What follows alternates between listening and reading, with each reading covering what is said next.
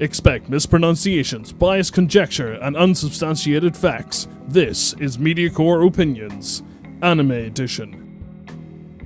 Crunchyroll's Passport to Japan, Fall 2017.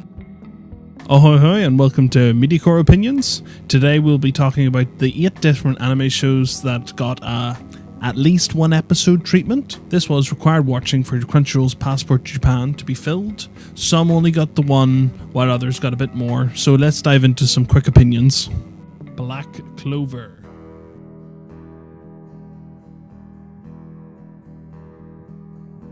I watched 2 episodes of this and I could not stick it.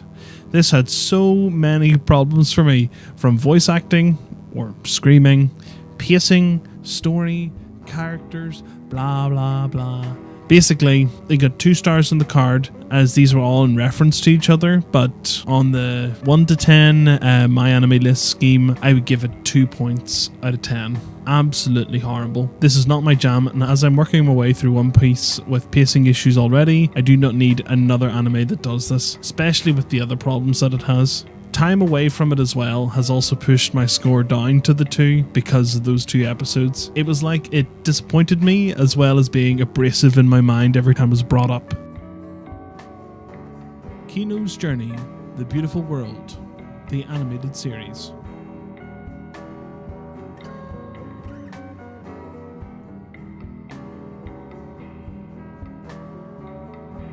So on the card, I gave it a glowing 5 stars. For the couple of episodes that I watched out of all of these, this took the cake. At this stage, I was on episode 2-3-ish.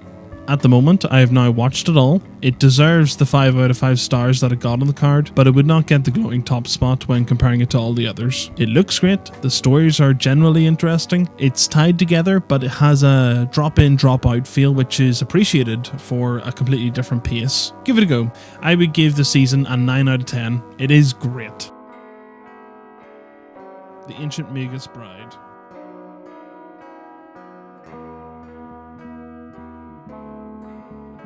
Another one that I'm now fully up to date with, which at the moment it is 13 episodes. If you don't know what this is, it's another heavy hitter. Feels so different and it's grounded with its magic.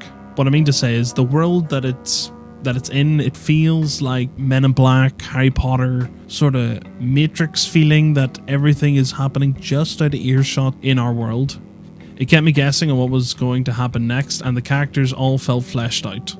And damn, it is just pretty as well. A lot of high level work went into this. Even though there is some subtle dips in it, a lot of high level work. We are currently in mid-season now for this one, but I would give it a 10 out of 10 for what I've seen so far. But if they don't keep up this sort of quality and pacing, it will drop down a little bit. Seriously, go watch it.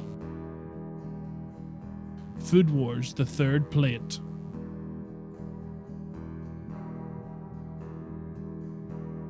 I had previously watched episode 1 of season 1 a while ago, and now episode 1 of season 3, and this has not grabbed me.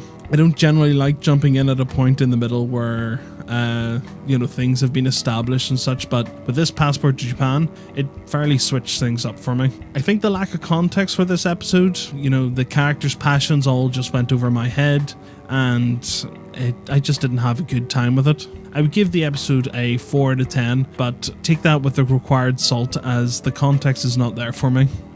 My worry is that I'll give the first 3 episodes of season 1 and still not like it. It sounds like a fun show and people have been talking about it, but well, we'll see what happens.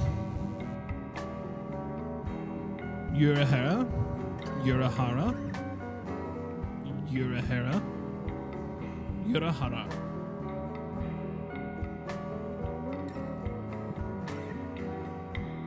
Okay, first off, don't know how to say that.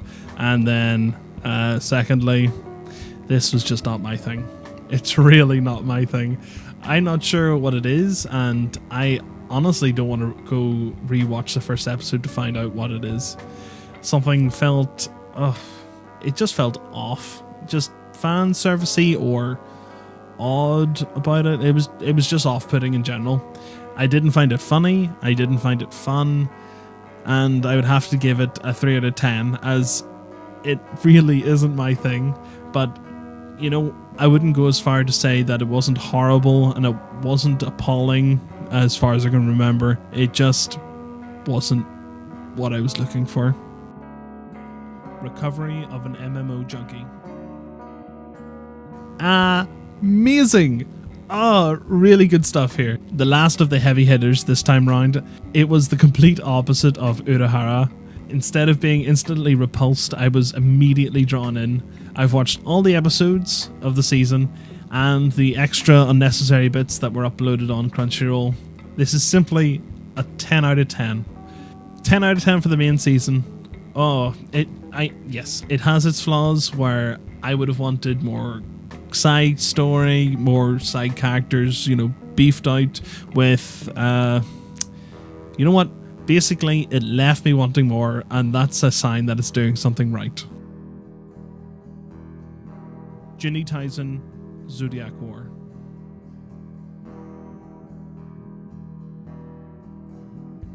Now this one I plan to go back to. This would have been a full watch if I had more time, but I got pushed to the back with other things on the list, plus there's just so much other anime. Including, at the moment, I'm neck deep in One Piece. I'm episode, let me have a look, 629 out of 800 odd, 821 of, it's in the 19th season. Oh, anyway, so the first episode, it was dark, packed full of kill or be killed mentality with the sort of challenge game that it has. It seems to have some answers to cool questions that it's bringing up, but I have been burned before with that sort of premise. Kisniver. I would give what I watched a 7 out of 10. Dies Irae. Dies Irae. Dies Irae. Dies Irae. No. A hard no. Floating Golden Skull Island was probably the only memorable thing from this, and that it wasn't completely horrible. I absolutely hated this. The time and place did not help matters, but I think I probably would have still hated it without that. Like, I felt weird with JoJo's, you know, Nazi cyborg guy, and that wasn't a great anime. This, it just made me feel gross watching it. It is a hard no. A 1 out of 10, absolutely appalling. No redeeming factors. Let's have a look at what we have here. Kino's Magus Bride and MMO Junkie, 3 great shows. Highly recommended. Oh, seriously, just go watch these ones. Give them a chance and see if they're your thing, because I really enjoyed them. Now, one of these animes I do plan to go back to with Zodiac War. Food Wars has one more shot with me, and the last 3 have my avoid signs posted everywhere around them. Don't go near them. Unless the snippets that I've showed you just during this video grab your attention, I would say don't bother with them at all. As per usual, the scores I give, these are subject to change, you know, due to time, new episodes, rewatching episodes, and other factors like talking with you lot on the internet. I really hope they do this again. I was really hoping they would do it for this season, but as we're now into winter 2018, that'll probably not happen.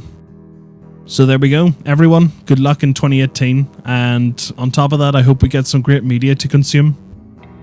Thank you very much for watching. This has been Mediacore Opinions, and I'd love to hear your opinion as well. Any of the animes, anything that's coming up, just, you know, you can do this via the comments below or on Twitter. My handle is @Moltile, MOLTILE. The links are all down in the video description, you know, Twitter, Twitch, YouTube, etc. I hope you're all having a great day. Be excellent to one another. Boop, boop, boop.